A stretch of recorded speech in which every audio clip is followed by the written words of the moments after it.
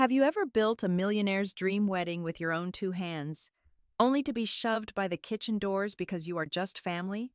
I have. When my sister's $10,000 gown brushed my face without a single glance, I realized blood is not a privilege. It is a license to exploit. Instead of crying, I gave her an unforgettable wedding gift, the absolute collapse of her perfect illusion, and I never looked back. Hello, everyone, and thank you so much for tuning in to Maya Revenge Stories. We want to take a brief moment to share some important news with our dedicated listeners.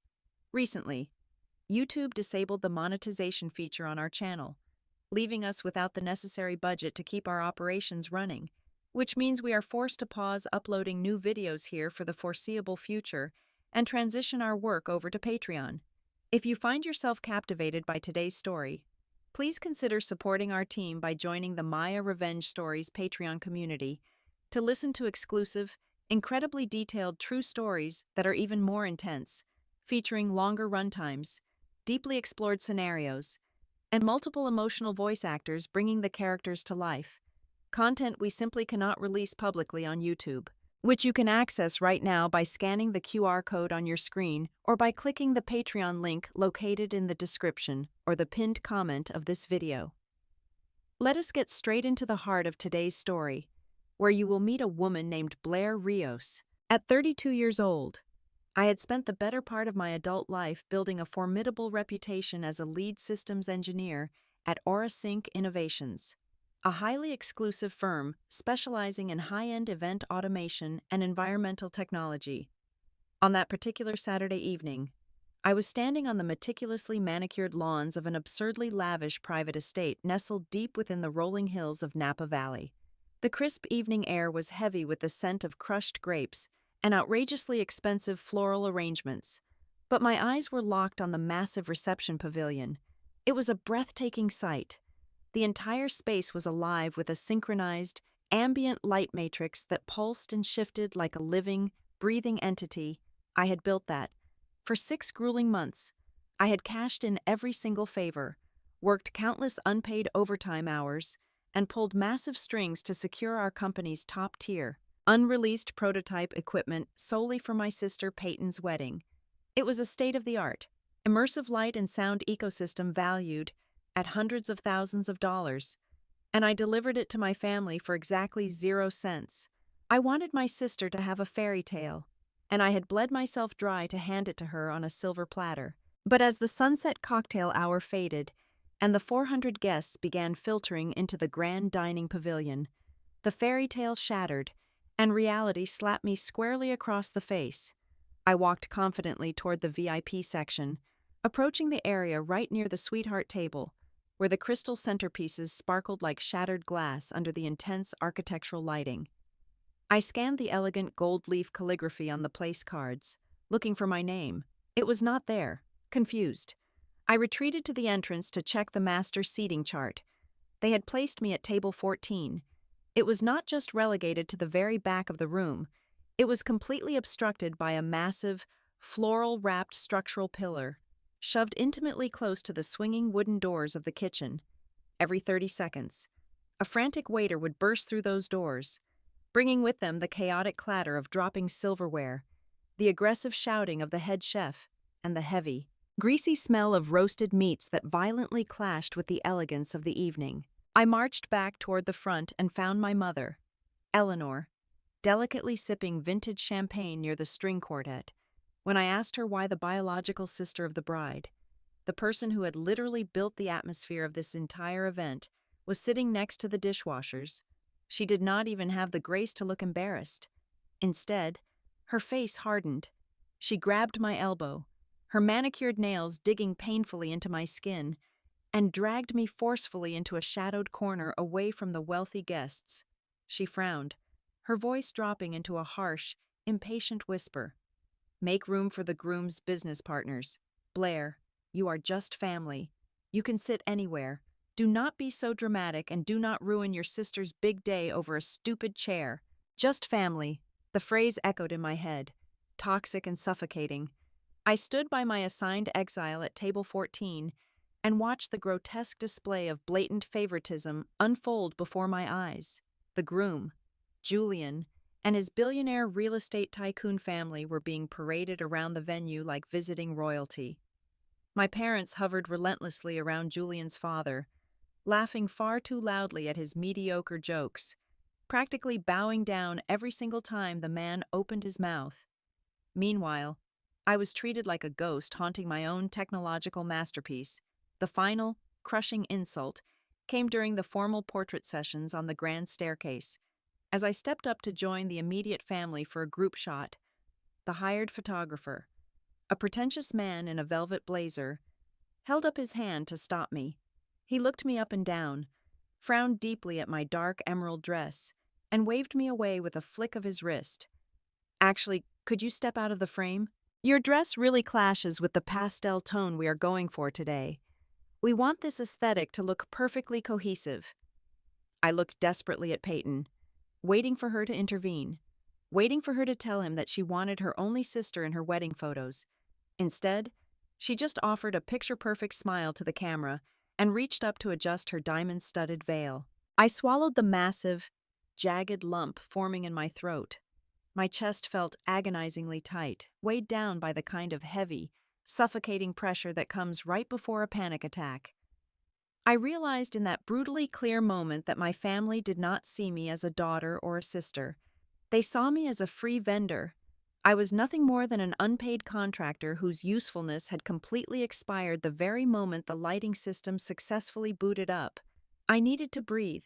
I needed to be absolutely anywhere but in that room. Watching strangers eat $100 steaks under the lighting rig, I had spent countless sleepless nights programming. I decided to head up to the central audio control room on the second floor of the estate to check on the system diagnostics and escape the humiliating reality below. I thought I was just going upstairs to hide, to lick my wounds in the quiet dark.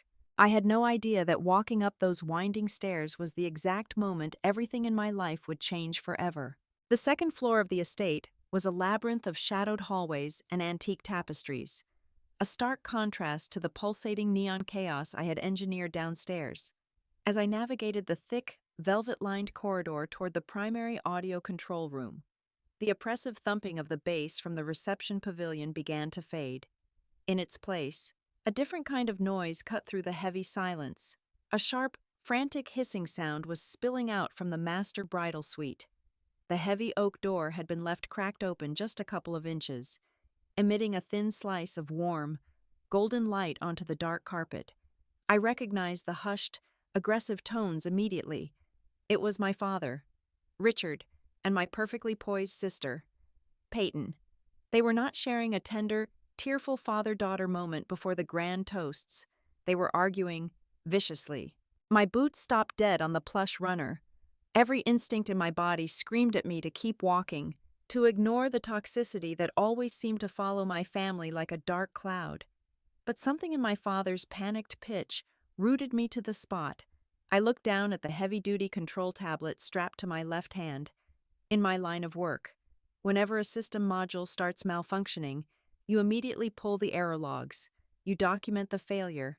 It was pure muscle memory that made my thumbs swipe across the sleek glass screen. I bypassed the lighting matrices and tapped the master diagnostic logger, engaging the ultra-sensitive room calibration microphone. A solid crimson dot appeared in the top right corner of the screen. I held the tablet close to the crack in the door, holding my breath, trapping their treacherous whispers inside a secure, encrypted audio file. "You promised me this was untraceable, Peyton," my father hissed, his voice trembling with a pathetic kind of terror. "If the bank runs a secondary audit on that primary line of credit, we are completely ruined.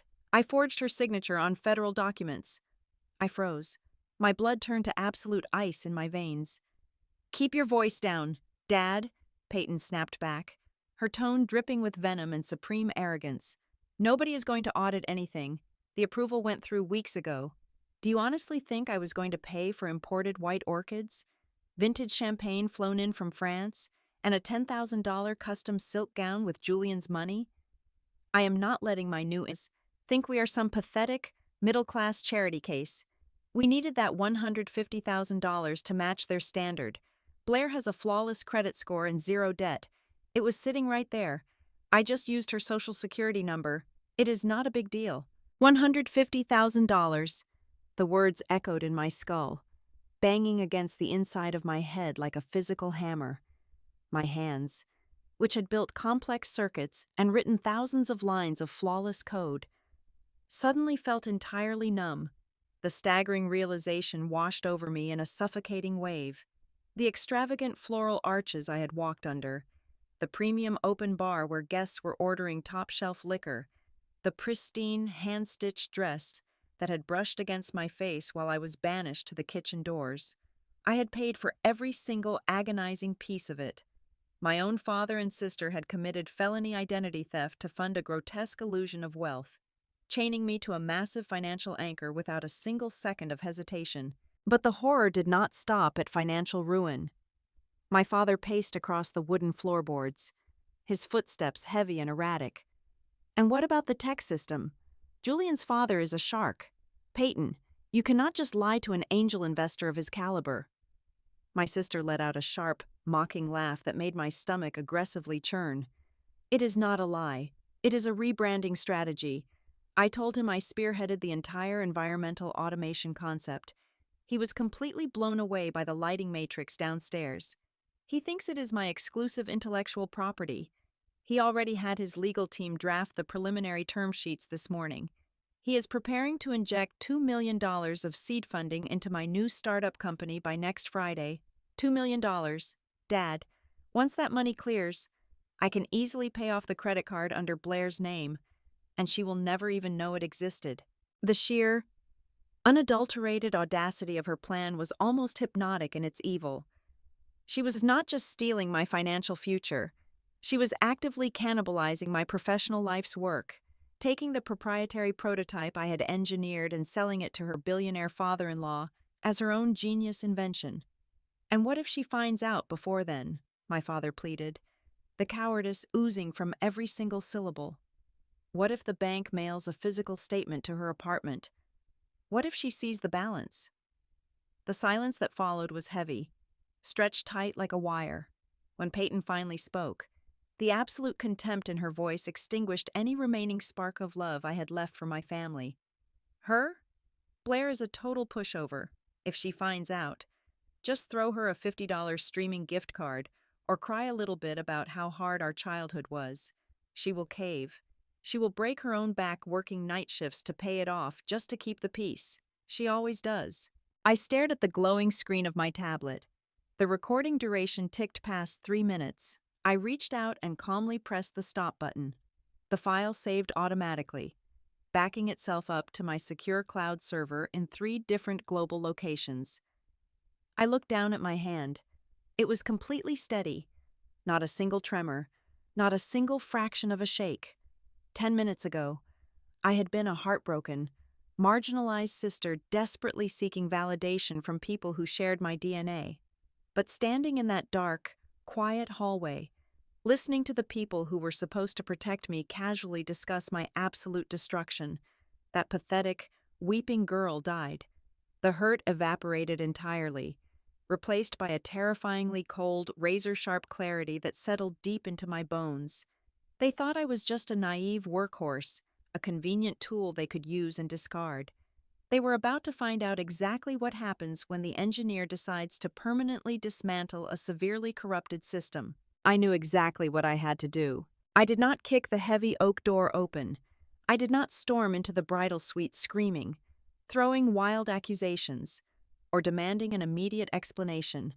A younger, more desperate version of myself, the girl who constantly begged for scraps of affection from her own parents, might have done exactly that. But the woman standing in that dim, velvet-lined hallway was entirely empty of grief. The devastating betrayal had burned away all my remaining vulnerability, leaving behind a highly analytical, utterly ruthless machine. I turned around and walked back down the grand staircase, my footsteps silent and deliberate against the polished marble.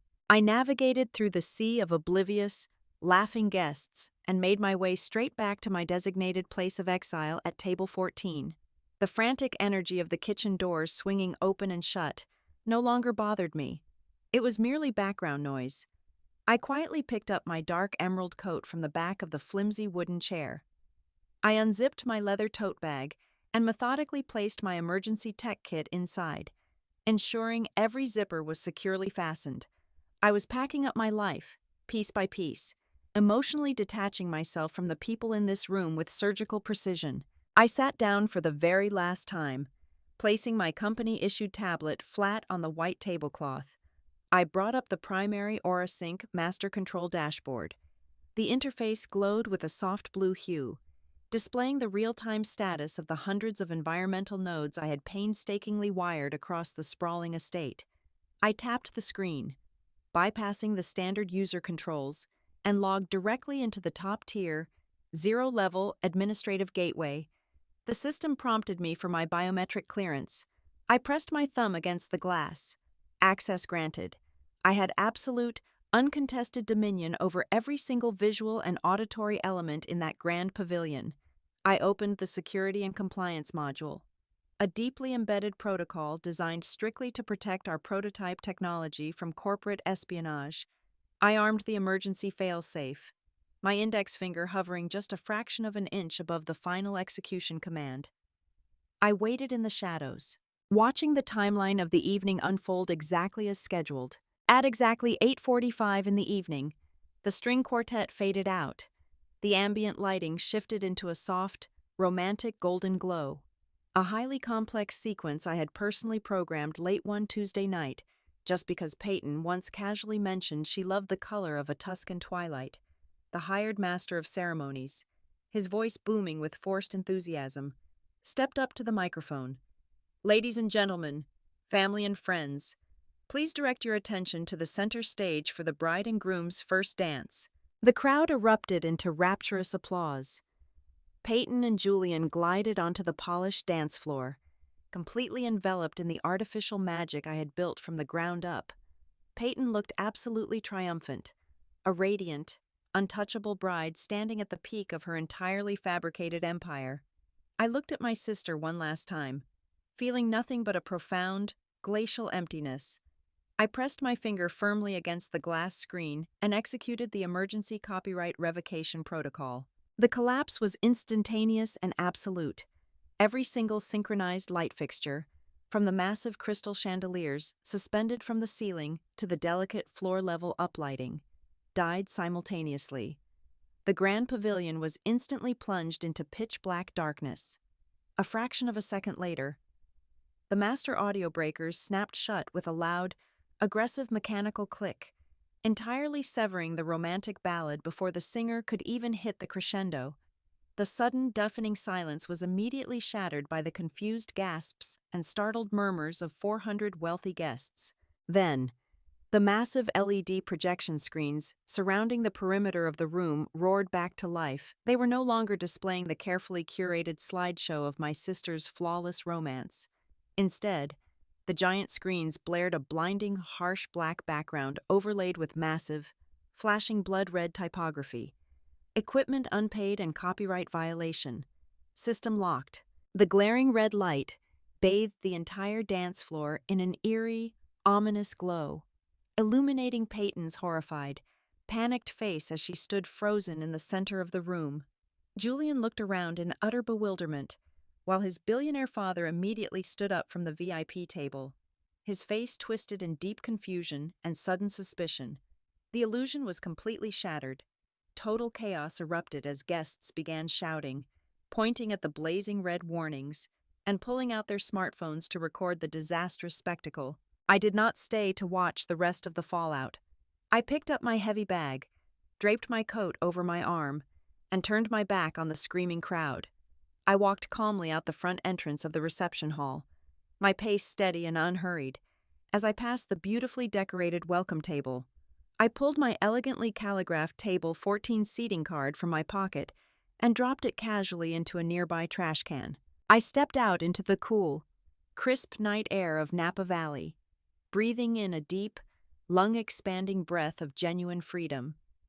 I walked to my car, started the engine, and pulled out onto the quiet, winding highway.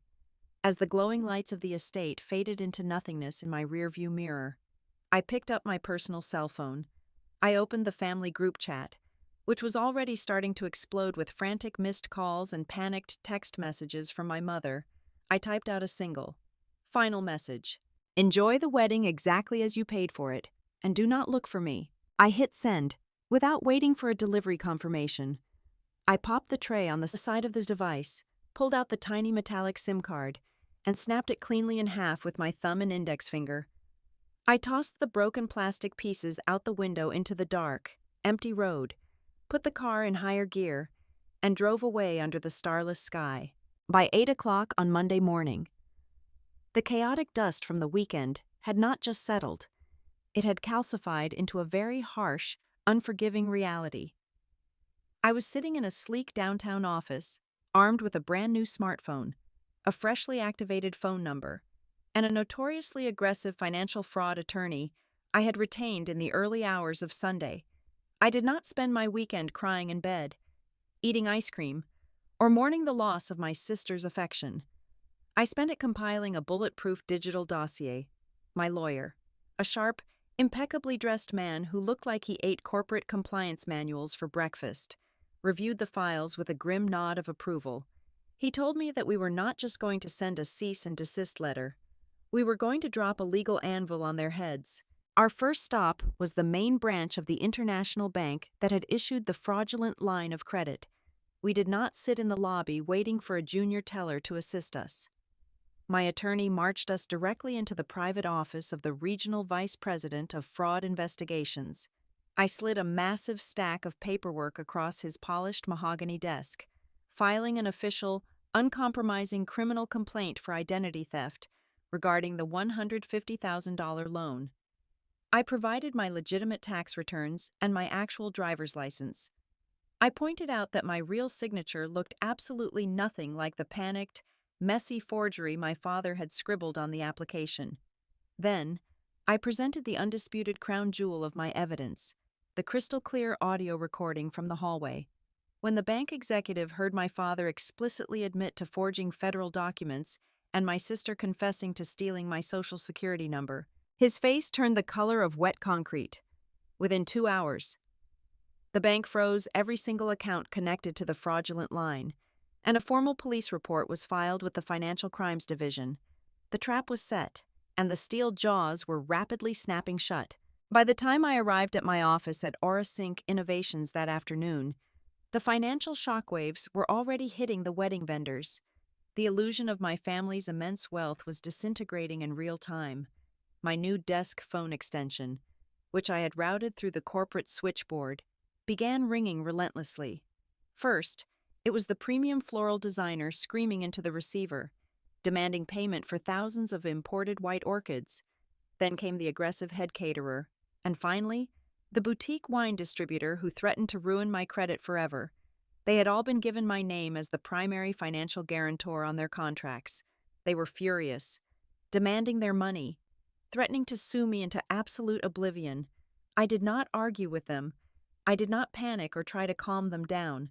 I calmly typed out a standardized email template and forwarded each and every one of them a certified copy of the official police report. I clearly stated that I was the victim of felony identity theft, that I had never signed those contracts, and that any further demands for payment needed to be directed to the actual perpetrators, Richard and Peyton.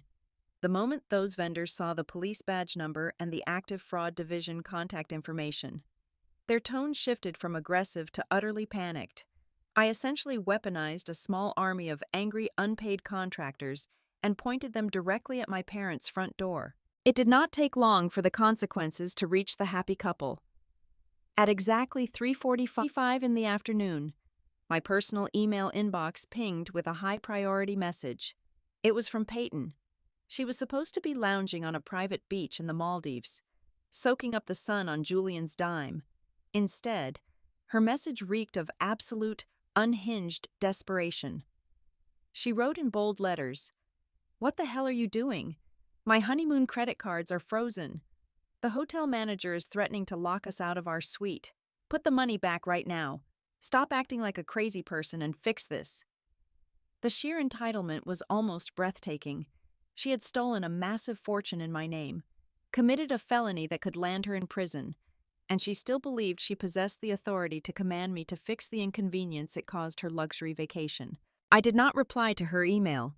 Engaging with a narcissist is a complete waste of caloric energy.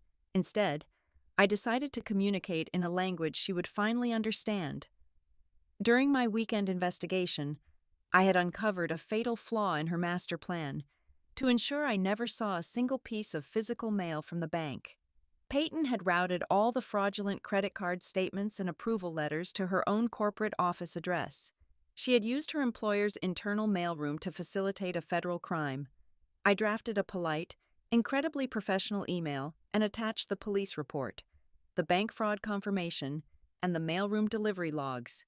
I hit send, directing the entire package straight to the vice president of human resources at Peyton's marketing firm.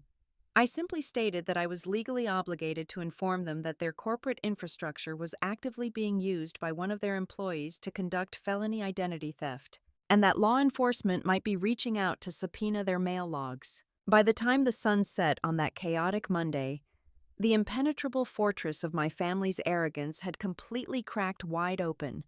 They were suddenly realizing that this was not just a petty family squabble where they could gaslight me into submission. They could not silence me with guilt trips about blood being thicker than water. They were no longer dealing with the quiet, obedient daughter who sat by the kitchen doors and took the abuse with a smile.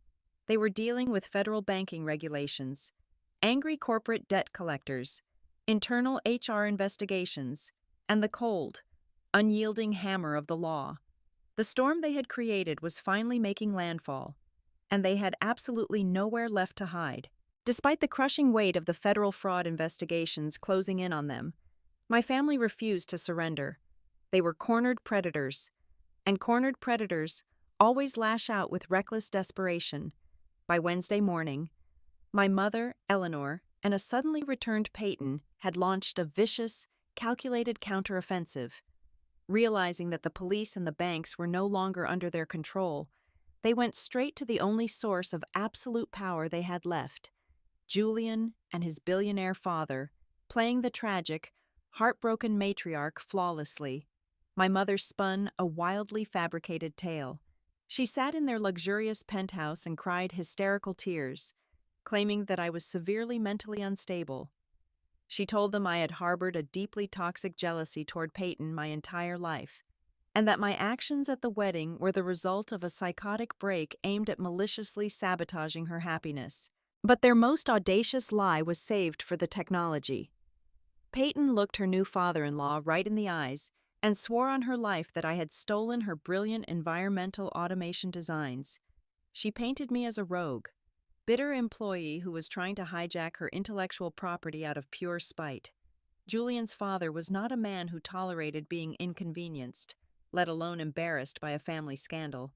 He was an apex predator in the corporate world, a man who crushed obstacles for a living. Infuriated by the thought that a lowly systems engineer was trying to steal a $2 million startup concept from his new daughter-in-law, he decided to leverage his massive industry influence to completely annihilate me. He personally contacted the chief executive officer of AuraSync Innovations, threatening to pull massive corporate contracts, withdraw all future investments, and publicly smear our firm if I was not immediately terminated and forced to pay severe restitution. At exactly 2 o'clock that afternoon, my desk phone rang. It was an executive assistant telling me to report to the main boardroom on the 25th floor immediately. When I pushed open the heavy glass doors of the executive suite, the tension in the room was entirely suffocating. The air conditioning was freezing, but the atmosphere was burning with hostility. My chief executive officer was sitting at the head of the long obsidian table, looking deeply uncomfortable and stressed. Across from him sat Julian and his father, both wearing identical expressions of smug, aristocratic triumph. They honestly thought they had me perfectly cornered. They thought they were about to watch me get stripped of my career, my dignity, and my financial security. Julian's father leaned forward, resting his expensive gold watch on the glass table. His voice dripped with absolute condescension. "Miss Rios," he began, his tone sharp and authoritative, "you have caused my family an immense amount of distress. We know exactly what you did. You tried to steal your sister's proprietary designs and then threw a childish tantrum when she rightfully refused to give you the credit. You are going to sign a full written confession right now. You will hand over all the patent rights to Peyton, and you will quietly resign from this company. If you refuse, I will personally ensure you never work in the technology sector in this country again." I did not panic. I did not raise my voice, cry, or attempt to passionately defend my honor. I just smiled. It was a cold, hollow smile that made Julian visibly flinch and shift uncomfortably in his leather chair. "I am not going to sign a single piece of paper," I said calmly, walking over to the state-of-the-art media console built directly into the conference table. "And before you decide to ruin my career, I strongly suggest you listen to the complete diagnostic log from the system failure at the estate. There is a section of it that I did not include in the initial police report." I plugged my company tablet into the main display interface. The massive screen on the wall flickered to life, projecting a simple audio playback bar. I had deliberately held back a specific portion of the recording when I went to the authorities. I had saved the second half of that hallway argument for a moment exactly like this one. I tapped the screen. The crystal-clear audio of my father and Peyton echoed loudly through the silent boardroom. First, they heard the undeniable confession. They heard my father explicitly state that he forged my signature for the $150,000 credit line, and they heard Peyton admit to stealing my identity to fund the wedding. Julian's father stiffened, his eyes narrowing as the truth began to shatter the lies he had been fed. But the recording did not stop there. On the boardroom speakers, my father's panicked voice asked another question. "Peyton, what if Julian realizes you do not actually know how to code any of this? What if he expects you to actually run this tech company?" The room held its collective breath as Peyton's vicious, mocking laughter filled the quiet space. Her recorded voice was dripping with pure disdain. "Dad, are you kidding me? Julian is an absolute idiot with a lot of money. He does not know the first thing about software engineering or business. He is just a rich boy desperate to impress his daddy. He is the easiest gold mine to dig for a startup. Once his father deposits that $2 million into my account, I am outsourcing the actual work to some cheap developers overseas. Julian will just sit there and look pretty while I take over the company. He is completely clueless." The audio file ended, leaving a deafening, heavy silence in its wake.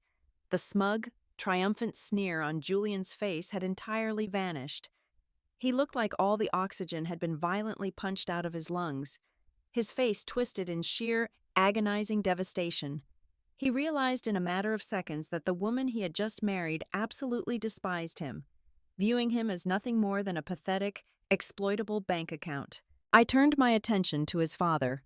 The powerful billionaire was no longer looking at me with contempt or anger. His face had drained of all color, turning a sickly, ashen gray, before rapidly flushing with an absolute terrifying rage. The veins in his neck were bulging, and his jaw was clenched so tightly I thought his teeth might shatter under the pressure. The realization that he had almost been swindled out of millions of dollars by a manipulative fraudster had completely broken his composure. The billionaire slowly turned his head to look at his son. He did not yell. He did not scream. His voice was a lethal, quiet whisper that commanded absolute obedience. "Julian," he ordered, his eyes burning with a cold fury, "you are going to walk out of this room right now. You are going to call my primary legal team. You will instruct them to draft annulment papers immediately. If that scheming of fraudulent woman thinks she is getting a single cent of our family wealth, I will bury her so deep in litigation she will not see daylight for the next 20 years. I then turned back to my chief executive officer, his demeanor entirely shifting into professional respect. "I sincerely apologize for wasting your time and for threatening your business operations. This young woman is clearly an exceptional engineer, and she is the only person in this entire situation who is telling the truth." He stood up, adjusted his immaculate suit jacket, and stormed out of the boardroom, his heartbroken son trailing closely behind him. I casually disconnected my tablet and slid it back into my bag. Peyton and my mother had tried to use their shiny new billionaire family as a weapon to completely destroy my life. Instead, by bringing them straight to my doorstep, they had handed me the exact ammunition I needed to execute their absolute ruin. Peyton's arrogant backstabbing had just permanently ended her own fairy tale. Less than 2 weeks after the disastrous ceremony at the estate, the inevitable collapse was absolute and irreversible. Julian did not just file for a standard divorce. His father's aggressive legal team filed for an immediate, merciless annulment, the pristine, highly curated fairy tale. Peyton had been relentlessly broadcasting across every single social media platform, completely disintegrated overnight.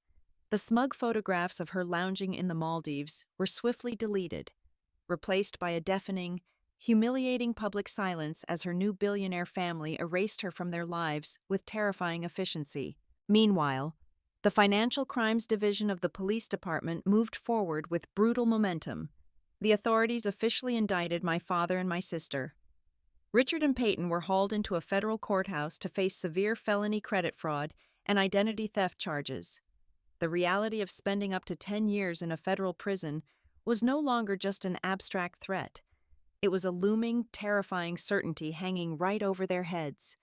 The arrogance they had displayed in that dimly lit hallway had completely evaporated, replaced by genuine, unadulterated panic. The prosecutor eventually offered a very narrow, strict plea deal to keep them out of a jail cell, but it required the immediate, full restitution of the stolen funds. To avoid wearing prison uniforms, my parents had to rapidly liquidate their entire life. They were forced to put their beautiful, spacious suburban home on the market for a fraction of its actual value. They sold off their vehicles, emptied their retirement accounts, and scrambled to scrape together the $150,000 needed to satisfy the bank investigators and pay off the furious wedding vendors who were still breathing down their necks. As they packed up their remaining belongings to move into a tiny, cramped rental apartment on the outskirts of town, I received one final communication. It was a massive, frantic email from my mother, Eleanor. It was dripping with dramatic tears and heavy, desperate emotional manipulation. She played the ultimate, exhausted card, writing that blood is always thicker than water and begging me to call the district attorney to somehow drop the federal charges. Her final sentence bitterly accused me of maliciously destroying our entire family. I read the email while sitting in my quiet, peaceful living room, sipping a cup of hot tea. I searched my heart and my soul for even a single ounce of guilt, but I found absolutely nothing. I did not reply. Instead, I legally finalized the government paperwork to completely change my last name, severing the final legal tie to their toxic legacy. I transferred every single financial asset I owned into an impenetrable personal trust. Then, I accepted a massive promotion to become the primary technical director at our company's newly opened European headquarters, before I boarded my transatlantic flight to leave the United States for good. I stopped by a local post office. I sent exactly one package to my parents' new, dismal mailing address. Inside the crisp white envelope was a pristine, high-gloss copy of the formal family portrait taken on the grand staircase at the estate. The exact same photograph the pretentious photographer had physically pushed me out of to maintain their perfect pastel aesthetic. I flipped the glossy photograph over and picked up a heavy black marker. I wrote one single, deliberate line across the back. Since you always said I was just family, I have decided to become a complete stranger. Happy wedding. I dropped the envelope into the metal mail slot and listened to it fall. As I walked through the airport security checkpoint, the heavy, suffocating weight I had carried on my shoulders for 32 years completely vanished. For the first time in my entire life, I felt absolute, undeniable peace. I walked toward my departure gate, and I never looked back. Thank you so much to everyone for listening to this story with such kind attention. I would absolutely love to know where you are tuning in from today, so please let me know in the comments below. As a quick reminder, since YouTube has disabled our monetization, we will not be uploading new videos here in the near future and are transitioning our operations entirely over to Patreon. If you enjoyed today's story and want to help, please support the channel by joining the Maya Revenge Stories Patreon community. There, you can listen to the absolute best, highly detailed, exclusive true stories that we simply cannot publish on YouTube. You can easily join us right now by scanning the QR code on your screen or by clicking the Patreon link provided in the video description or the pinned comment. Thank you again from the bottom of my heart. And take care.